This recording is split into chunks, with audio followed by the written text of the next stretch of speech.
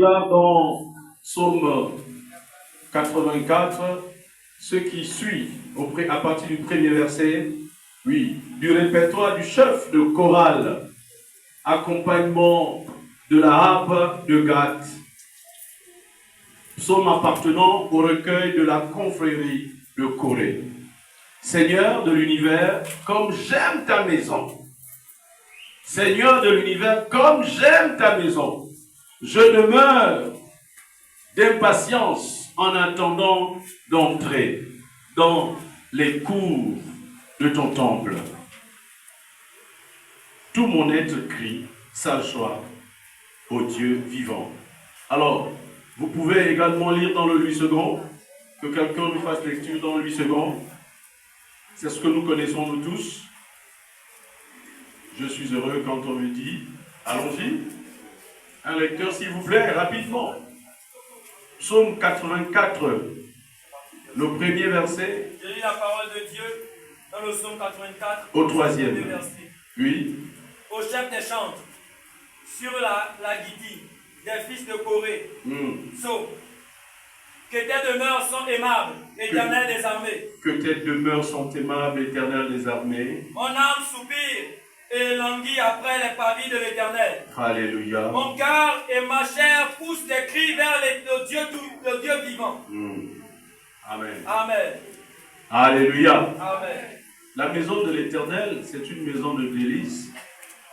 C'est là où il y a tous les trésors possibles. Donc, effectivement, nous avons raison d'abandonner tout ce que nous avons eu comme occupation et d'être ici ce matin. Amen. Amen. Comme les fils de Corée le faisaient.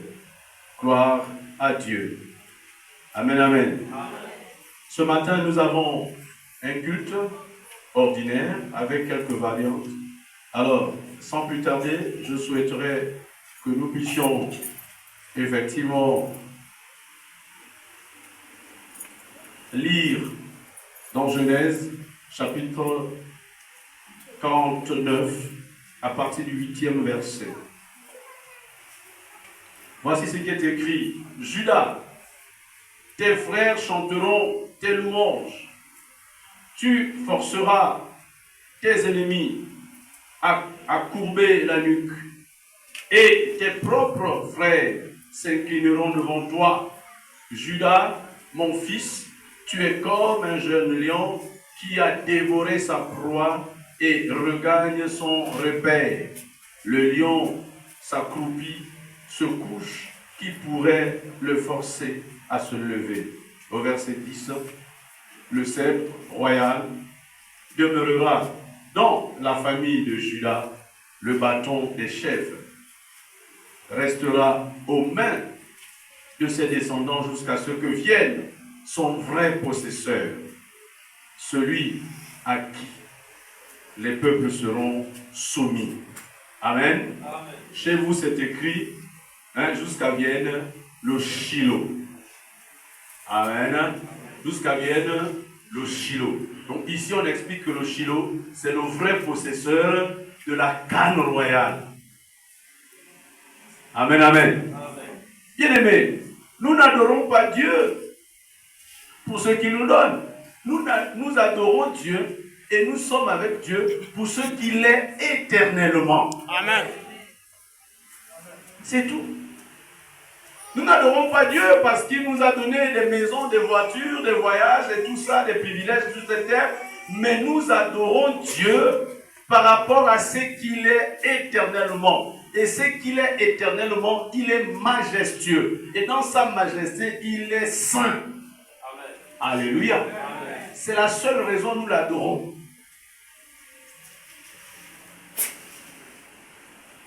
Il a d'autres attributs. Mais ce qui est central, c'est la sainteté de Dieu. Parce que c'est là où il tire sa gloire. Vous savez, quand vous êtes souillé, vous tirez votre perte, votre échec. Amen, amen.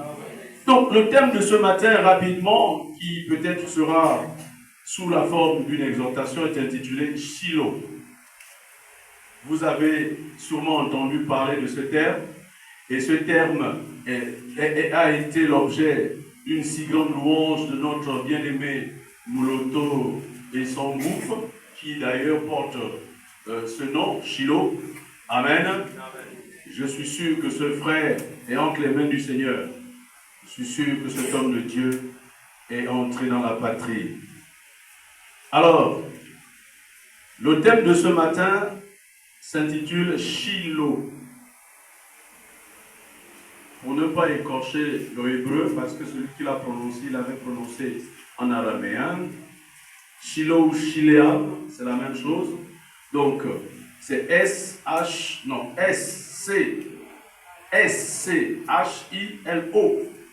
Amen. Voilà, Shiloh. C'est bien écrit dans vos versions traditionnelles, donc Louis II et autres. En guise d'introduction, je voudrais ajouter à ce verset, à ces deux versets que nous avons lus de Genèse 49, ce qui suit. Et vous savez, j'aime quand on cherche, quand on étudie la Bible, c'est là où est notre roc, pour ne pas nous pousser à des hérésies. Vous connaissez comment est votre pasteur. Quand il y a une hérésie, tout de suite je saute sur ça et je corrige. Parce que nous sommes praticiens de la Bible. Nous pratiquons la Bible nuit et jour. Donc nous ne laissons pas passer. Nous ne devons pas laisser passer des erreurs. Il y a plusieurs vices de forme, bien aimés. Les chrétiens ou l'Église ne devait pas être pro-palestinien.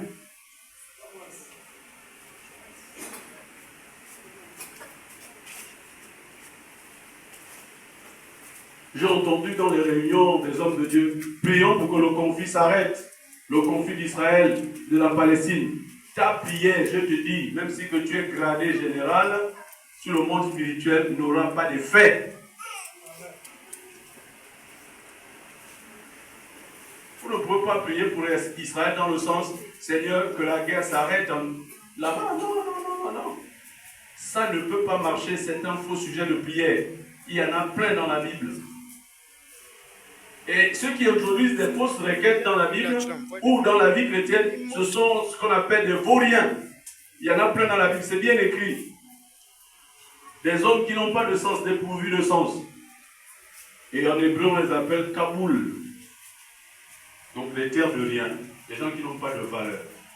Et ces vauriens participent beaucoup, souvent dans nos cultes, et ils viennent s'aimer la zizanie, parfois avec des prophéties et des miracles mensongers. Non. Quand on prie pour Israël, et nous devons le faire presque tous les jours, nous devons prier pour que le Shiloh revienne. Alléluia. Pour que Shiloh revienne. Et pour que Israël revienne à Shiloh, à leur Seigneur, le véritable roi, le plus grand possesseur de tous les possesseurs de la royauté. Nous devons prier que les Israélites reconnaissent Jésus comme leur sauveur et leur Seigneur. Amen. Nous devons prier que la tribu de Dan revienne en Israël parce qu'elle est encore en dispersion. Elle peut se retrouver au Gabon, elle peut se retrouver au Cameroun, elle peut se retrouver au Congo, elle peut se retrouver en Afghanistan, elle peut se retrouver partout. Mais une fois que cette tribu sera rentrée, et là, vous savez bien que bientôt Christ sera revenu. Et Israël est l'horloge du monde entier. On ne se bat pas contre Israël pour rien.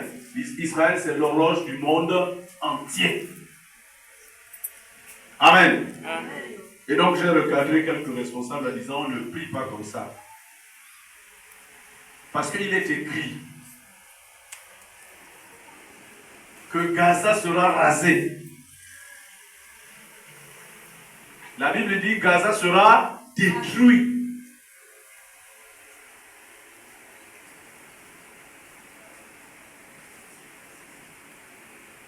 Je reprends. La Bible dit que Gaza n'existera plus. Et on partagera ses habitants entre ses frères. Ses frères, ce ne sont pas les Israélites. Ses frères, ce sont les Égyptiens, les gens qui vivent au-delà de la Mésopotamie. Donc les Syriens, les Jordaniens, les Irakiens et même les Libanais. Ce territoire que vous entendez tout le temps en guerre, ce n'est pas un territoire, c'est un petit village. Est-ce que vous m'entendez? Ce petit village a une superficie de 42 km seulement. Et là, dans 42 km, il y a 5 villes, dont Gaza en fait partie. Il y a aussi Astot, Ashkelon et tout ça, que David avait déjà vaincu, mais ils sont revenus repeupler ce pays. En repeuplant cette bande, c'est pour ça que vous entendez bande de Gaza. Parce que ça ne peut pas être la superficie d'un pays. C'est incommensurable qu'on donne à cet endroit un pays. Et cela fait que Israël, s'ils ont ce pays, Israël n'aura pas totalement accès sur la Méditerranée. Il faut qu'on les rase. Il faut qu'ils repartent là d'où ils viennent. Est-ce que vous m'entendez? Et donc Donald Trump est l'un de ces Cyrus qui veut faire avancer l'œuvre au niveau de l'accomplissement de l'évangile. Donald Trump lit la Bible là, tous les jours. Parce que son cabinet est entouré de pasteurs. Il lit ça tout le temps. Il dit qu'est-ce qu'il faut faire? Il faut que Jérusalem soit reconnue comme capitale. Tous les pays du monde ont signé cette convention, que Jérusalem est la capitale d'Israël. Mais personne n'osait mettre une ambassade, construire l'ambassade à Jérusalem. Tout le monde était à Tel Aviv. Jusqu'au premier mandat de Donald Trump, Donald Trump a dit que c'est écrit. Et nous-mêmes, nous avons signé. La communauté internationale a signé. Donc moi, je déplace mon ambassade, je vais mettre ça à Jérusalem.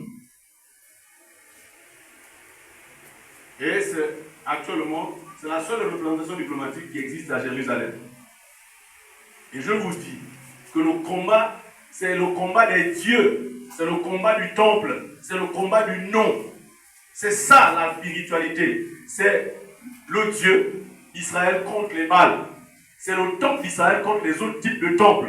C'est le nom de notre Shiloh contre le nom des autres faux chefs. Alléluia. C'est le nom de Shiloh contre le nom des autres personnes qui disent ils sont seigneurs, ils sont sauveurs. Ce sont eux les Christ. C'est le nom de Christ contre les autres faux Christ. C'est le temple de Christ contre les autres faux temples.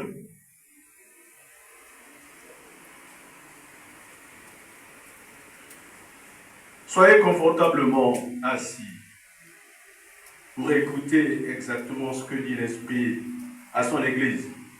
La Bible dit, ne pleure point, voici, Seigneur, le lion de la tribu de Juda, le rejeton de David, a vaincu pour ouvrir le livre, et ses 7 sceaux. Et je vis au milieu du trône et des 4 êtres vivants, et au milieu des vieillards, un agneau qui était là comme immolé.